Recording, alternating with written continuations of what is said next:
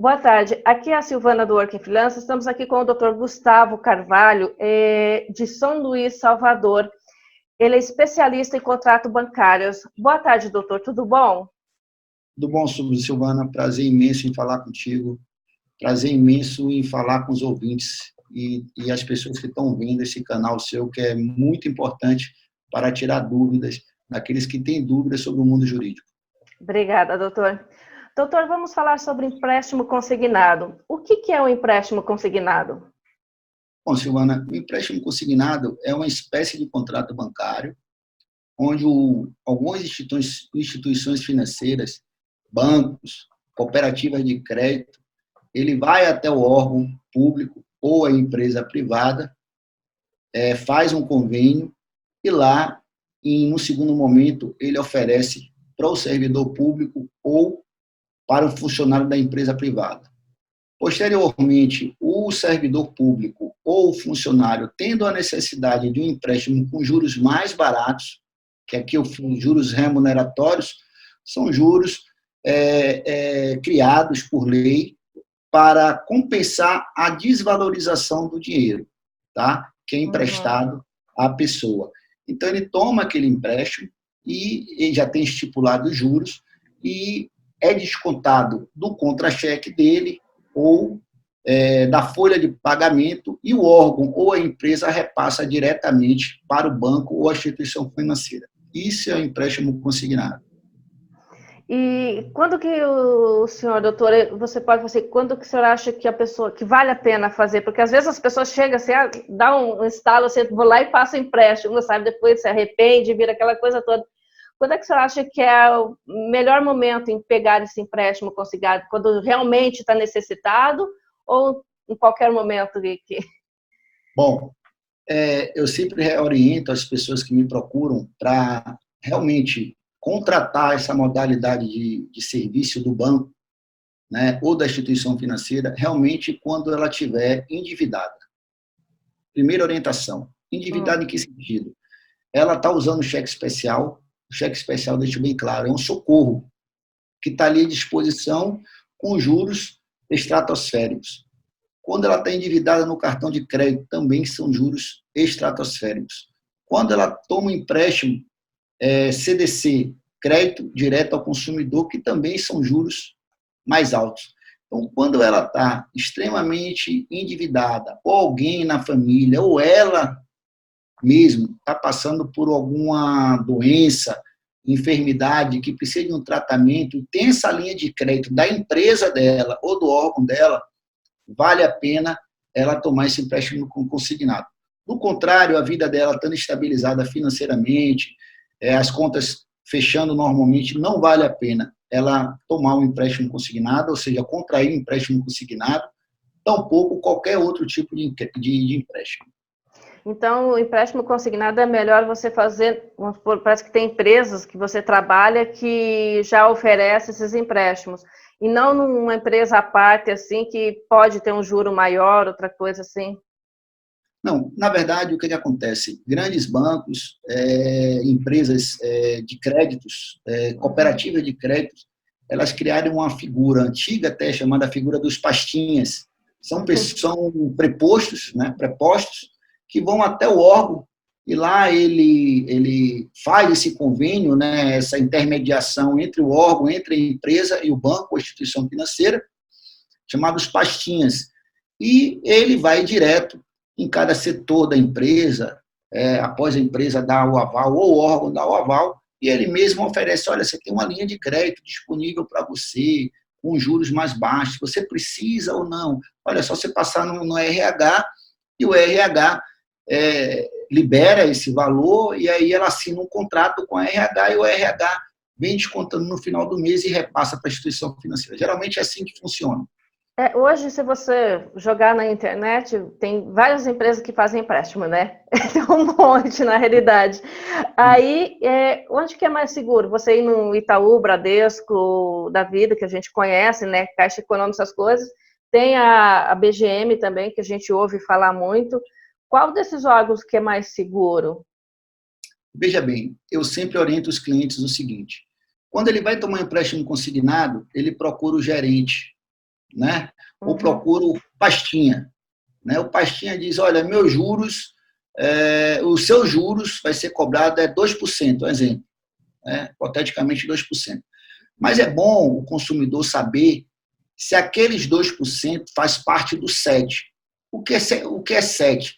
Custo efetivo total, porque ele está dando inicialmente, muitas vezes, ele só nega, ele não diz o SET. O que é o SET? Está incluso o IOF, os juros, todos os tributos que são cobrados. Então, quando ele fala seus juros é 1%, o que o consumidor deverá perguntar qual é a minha taxa SET. SET engloba todos os encargos daquele contrato. Aí ele vai dizer, olha, sua taxa SET é 2,5%.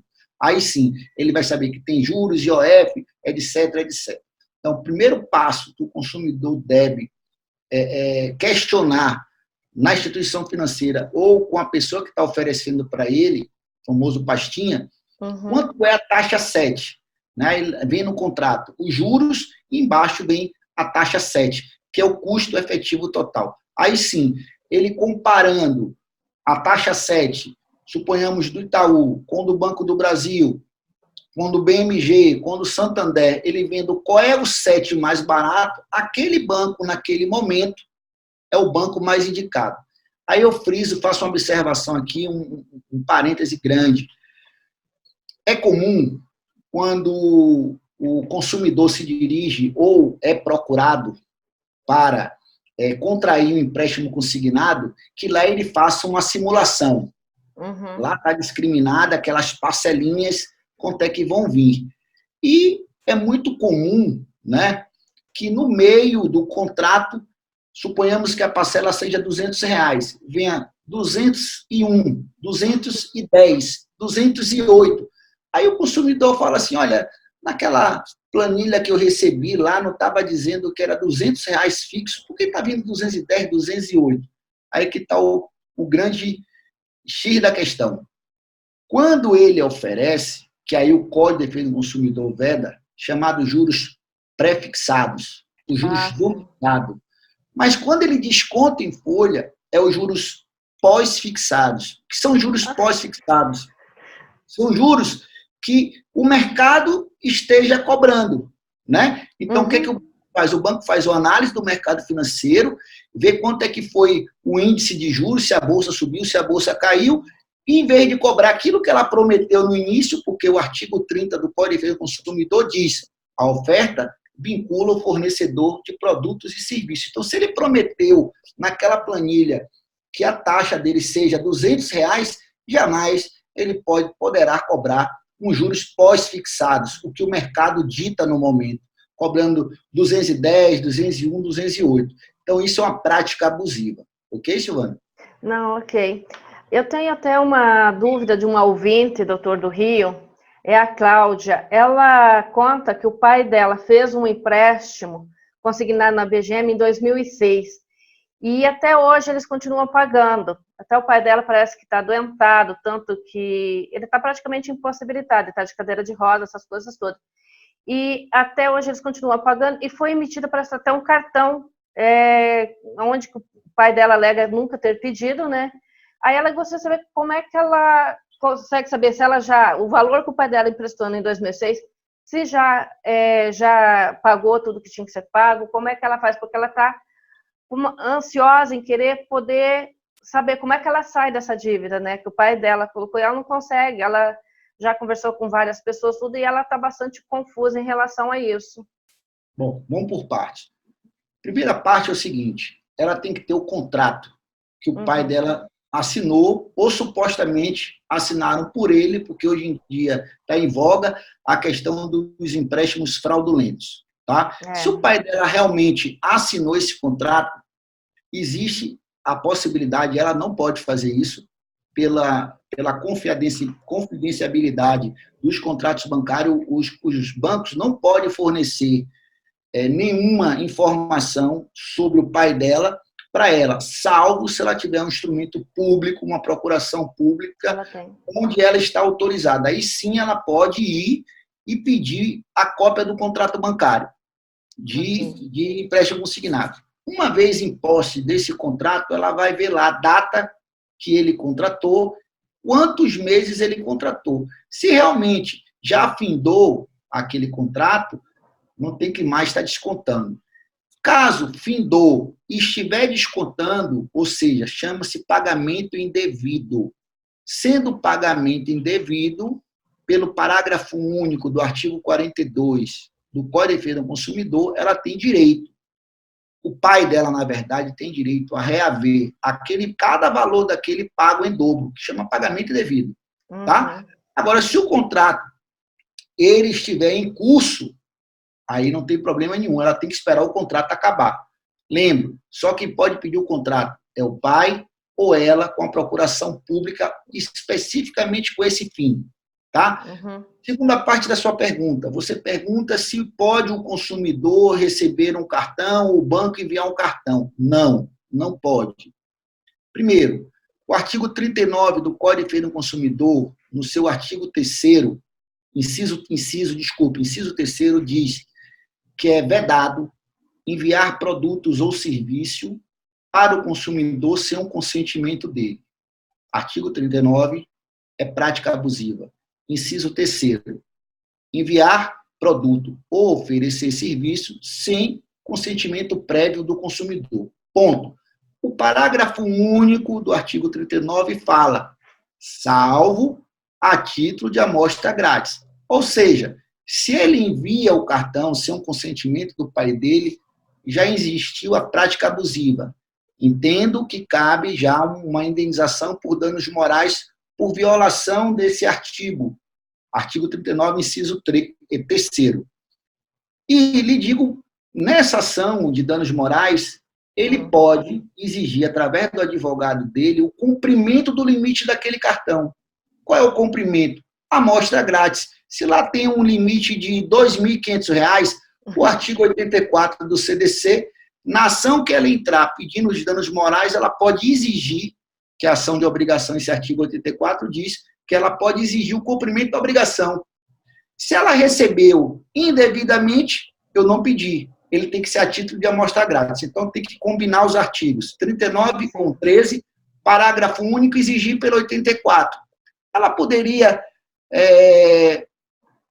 por conta própria, usar esse limite? Eu lhe digo, eu usava. Tá? Mas eu recomendo que ela procure um advogado, entre com a ação de danos morais e, cumulativamente, nessa ação, ela peça o cumprimento da obrigação específica. Ela não pediu.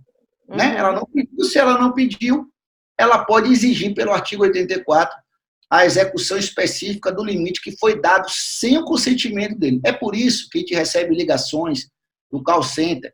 Olha, você foi contemplado com cartão de crédito, etc. Você aceita receber? Então, os bancos, já sabendo desse tipo de ação, eles perguntam. A ligação está sendo gravada, porque é uma privacidade prevista na Constituição. Então, se o banco faz essa pergunta e ele diz aceito, aí sim ele pode cobrar pelo serviço onerosamente. Faço uma ressalva aqui, Silvana. É muito comum também, suponhamos, no cartão de crédito. Eu já tenho cartão de crédito. Suponhamos que meu limite lá seja R$ 100. Aí está lá na fatura, R$ 100, limite disponível, R$ 100.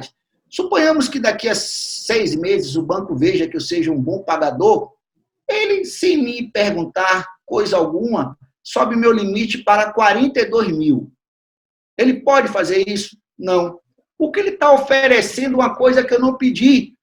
O que é que caracteriza? Uma prática abusiva, lá, de novo, no artigo 39, inciso 3º, que tem que ser por amostra grátis no parágrafo único. Então, eu posso entrar, exigir pelo 84, e não os 100 que eu já tinha consentido, mas os 41.900, para mim. Não sou eu que estou falando, a lei que diz isso. Então, como operador do direito, não pode o banco aumentar o limite do cheque especial sem autorização do cliente, não pode aumentar o limite do cartão de crédito sem a autorização do cliente, não pode enviar para o cliente cartão de crédito sem ele consentir. E digo mais, tem alguns bancos que, na fatura do cartão, eu chamo a atenção, O que eles fazem? Eles botam um seguro-proteção. Ai, meu Deus. O cliente também não pediu, né? Às vezes R$ 3. Aí o cliente vai pagando normalmente. R$ 3 é besteira, vai pagando. Ao final, se ele quiser entrar com ação, ele não tendo pedido esse serviço, ele pode cobrar aqueles R$ 3, R$ 5, R$ 6 em dobro e mais o dano moral. Já tive vários casos desse aqui, que a parte chateada com o banco, ela entrou pedindo em dobro, ela não pediu esse serviço de seguro-proteção, entrou pedindo em dobro cada parcelinha daquela que ela pagou e mais dano moral. Então, são essas práticas abusivas, leoninas, praticadas pelos bancos, pelo Brasil afora. Não, legal. Esses juros, doutor, elas todas são determinadas, né, por lei, essa daí, né? Ou Bom, o banco... Deixa eu esclarecer para você. Isso daí? Existe um dissenso muito grande. A doutrina, os doutrinadores que são estudiosos do direito, alguns entendem, né, que tem que ser pela taxa Selic. Outros entendem que tem que ser pelo artigo 406 do Código Civil. Sim. Né? Outros já entendem que existe uma resolução do Bacen que regula essa situação, que os juros, né, vamos supor, coerentes, módicos, estipuláveis no contrato consignado, que é o que a gente está abordando aqui, que é até 12% ao ano. Aí suponhamos que o banco Y, o banco X, esteja cobrando por ano 17%. O cliente está autorizado a ingressar em juízo para dizer, não, tem a resolução do Banco Central, do Bacen, que diz que os juros é uma recomendação, deve ser até 12% ao ano? Em regra, não. Porque o banco, a finalidade principal do banco é ganhar dinheiro. Ele não cai na lei de usura. Entendeu? Então, lá, aquela primeira pergunta que você me fez, além dele saber a taxa 7, quanto custa os juros, que está IOF, os juros, ele deve também perguntar um anual, quanto é que vai ficar.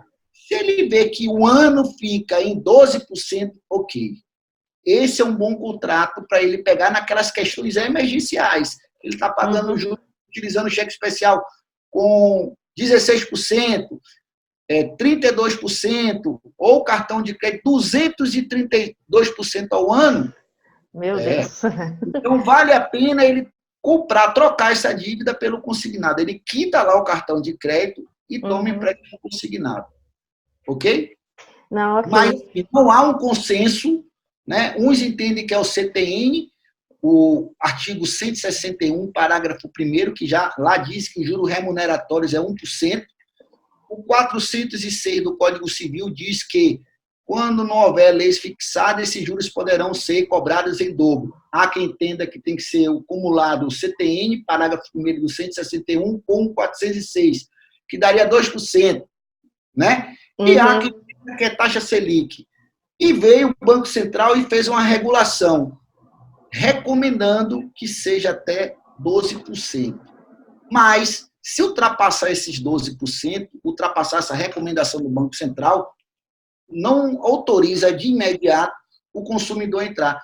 Porque o banco, a finalidade principal dele é ganhar dinheiro pela... Não sei se você já ouviu falar no spread bancário. O spread bancário é aquele valor que o banco empresta, né, por uma remuneração menor, empresta por uma remuneração maior, perdão, e toma o seu dinheiro por uma remuneração menor. A diferença do que ele empresta para o que ele toma chama spread bancário, aí que está a lucratividade do banco. Ah, sim. E por que é tudo tão complicado, essas questões de contrato bancário, doutor? Gente, a gente ouve, tenho clientes que já se perguntaram muitas vezes, eles perguntam, por mais que você lê os contratos, parece que você nunca entende. Por que eles são tão complicados? Se existem essas normas, essas leis, essas regras para que seja feito isso, eles continuam ainda fornecendo cartões e fazendo esse tipo de coisa ali para deixar o consumidor meio maluco nessa história toda. Veja bem, o banco ele trabalha com liquidez. Primeiro ponto. Ele aposta, olha como é que o banco pensa. Ele aposta que no universo de 10 mil, 1.000 vão reclamar. Desses mil, 700 numa ação judicial, ele vai fazer um acordo pequeno, a gente chama de acordo vil. E 300, ele vai receber uma condenação alta. O que é que ele faz? Ele lhe empresta um dinheiro, ele cobra uns juros exorbitantes, tá? E toma o dinheiro de outra pessoa e paga uns juros menor. Isso é aquela história que eu te expliquei, do spread bancário. Quando lá daqui a 60 meses sair a condenação, ele já ganhou muito, ele já provisionou aquele dinheiro da condenação que sai pequeno. Ele paga aquela condenação com esse mecanismo bancário que chama spread bancário. Ou seja, ele trabalha apostando que os consumidores não vão atrás, tá? Não vão reclamar. Nesses 10 mil, 1.000 reclamam, 700 ele faz um acordo para ele razoável, também já está no lucro, a seguradora paga, porque naqueles contratos também tem embutido seguro, não expressamente, mas implicitamente tem embutido seguro, ele ganha da seguradora e faz um acordo para receber qualquer coisa do consumidor, tá? E o restante ele aposta numa condenação alta que quando sair, Deus sabe quando a condenação, ele já ganhou, já reganhou, enfim. Ai, meu Deus. É mais ou menos assim que o banco pensa, que eu já divulguei para banco, hoje eu estou do lado contrário. Eles ganham tempo, na realidade, né? Outra coisa, Silvia, o banco, ele nunca perde. Ele só isso eu já ouvi ganha. falar muito. No pior do pior, eles empatam. É fogo isso daí. E o consumidor sofre. E, doutor, o que o senhor aconselharia aos consumidores? Sofre porque é a parte mais vulnerável na relação. E o que o senhor aconselha às pessoas que estão no crédito consignado ou estão pretendendo fazer? Qual é o melhor conselho para eles? O melhor conselho é, primeira pergunta que ele deve fazer ao banco que ele está se dirigindo. Quanto é que vai ficar a taxa 7 anual? Se ficar em 12, vale a pena.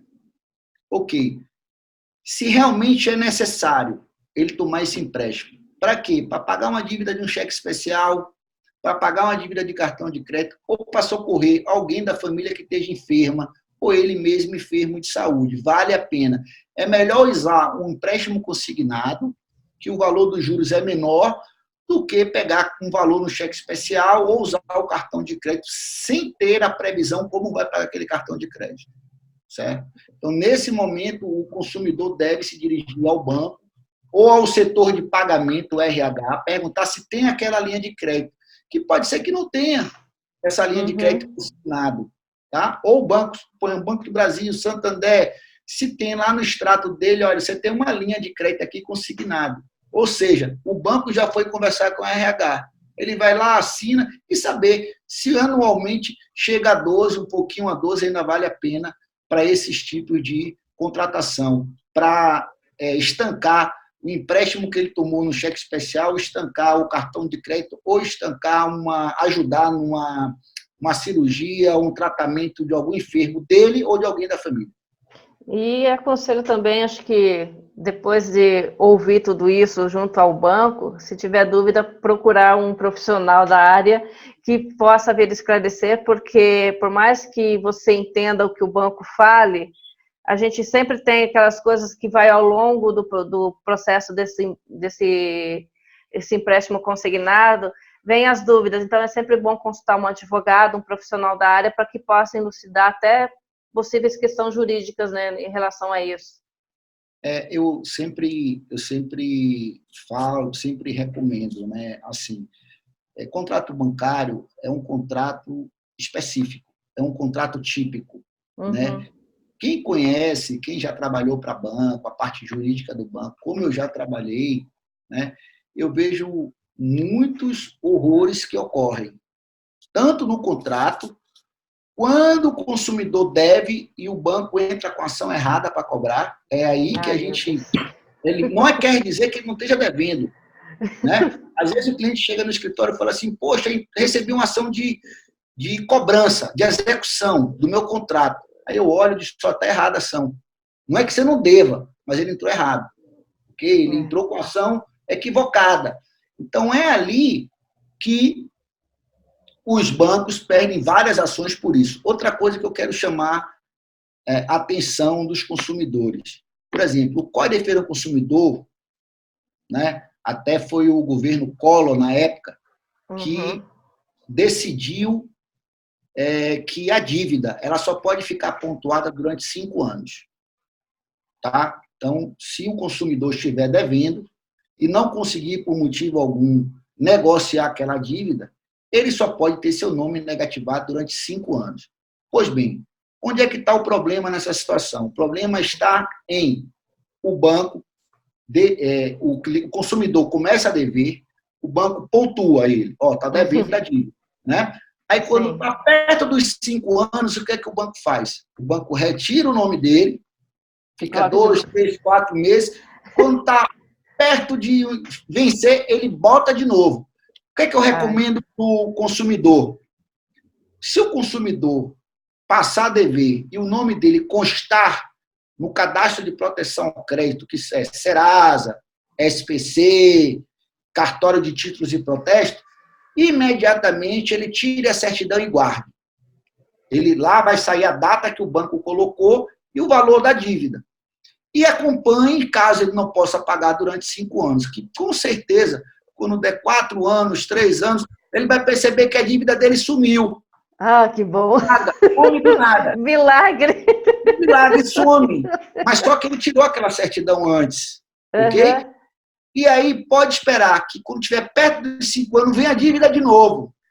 Ou seja, ele vai ficar negativo. E o que ele pode fazer numa situação dessa? Completados 5 anos, ele pode entrar com ação contra o banco ou a instituição financeira, pedindo danos morais e a exclusão da dívida do cadastro de proteção ao crédito. Porque na data tal, há 5 anos atrás, o banco negativou. E agora, novamente, o banco veio, tirou e negativou. Novamente. Então, o consumidor tem que ter esse controle. Da primeira vez que ele negativou, aquele controle que sumiu a dívida e quando a dívida entrou novamente. Interessante isso. Outra coisa que eu chamo a atenção. O consumidor deve ao banco, o banco entra com a dívida, com a cobrança, entra errado, algumas vezes errado, o cliente já pagou, e aí, no sistema, parece que ele está devendo. E aí ele já teve uma ação condenatória, o banco já teve uma ação condenatória. O que é que o banco faz? O banco vende aquela carteira, aqueles créditos para algumas empresas. A outra empresa começa a cobrar o consumidor. Tem um site, Silvia, que chama consumidor.gov.br. Eu já vi falar. Pois bem, então, se o consumidor, alguém ligar para ele, olha, nós somos da empresa tal, o senhor deve uma dívida aqui de tanto. Olha, já teve uma ação judicial e essa dívida foi quitada. Você pode me ver o contrato? Aí ele, eu vou lhe mandar o contrato. Aí o contrato que ele manda, ele pode solicitar por esse site, consumidor.gov.br, bota o nome do banco, aí solicita, aquilo serve como prova que ele solicitou para o juiz, e se ele dá, a gente vai ver no contrato que esse contrato veio de uma compra de um crédito do banco X e que agora é dele. Ele compra aquelas carteiras falidas do banco. E recobra de novo do consumidor. Então, de novo, uma ação contra essa outra empresa. Ficou claro? Não, ficou muito bem claro. E a gente vê que essas empresas ali, que num outro momento oportuno a gente até venha falar, eles cobram muito a dívida das pessoas, né? E ficam cobrando e incomodando diariamente depois, né? Sobre isso, Silvia, o Código de Defesa do Consumidor é claro. É permitido cobrar. Não submeter ao consumidor atitude vexatória. Tipo, ligar para o emprego, ligar fora do horário de expediente, etc. Uma vez comprovada essa prática abusiva, ligando para o local de trabalho, expondo o consumidor ao ridículo, o consumidor tem uma ação de indenização de danos morais contra o banco. O banco não está impedido de cobrar. A instituição financeira não está impedida de cobrar. Porém, ela tem que cobrar sem submeter o consumidor à atitude vexatória. sob pena de responder moralmente sobre isso. Não, com certeza. Doutor, muito obrigado pela sua participação. Eu agradeço muito pelo tempo que o senhor dedicou para nós ali. E alguém que queira, sei lá, entrar em contato com você para tirar dúvidas, alguma coisa, como é que ele faz? Olha, nós estamos ainda como a gente mudou agora a sede da gente, que eu estava conversando com você antes, né? A gente mudou a sede e nós temos nosso site, lá tem todos os contatos, né, da gente, com e-mail, como ele tirar dúvidas, etc. E estamos à disposição. Qualquer dúvida que o cliente, o consumidor tenha relacionada a contratos bancários ou outra área específica do direito, estamos à disposição. Tá? Okay, eu que agradeço a você essa oportunidade de esclarecer. Realmente, são contratos extremamente complexos, mas que você tendo um conhecimento a fundo de cada contrato, você pode direcionar o consumidor a qual contrato ele deve e que momento ele pode contratar. Tá bom? Não, com certeza. Tá, e muito obrigado pela sua participação e vamos agendar uma próxima para abordar outros tipos de assunto, doutor. Eu que lhe agradeço. Estou à disposição. Muito obrigado. Obrigada a você. Tchau, tchau.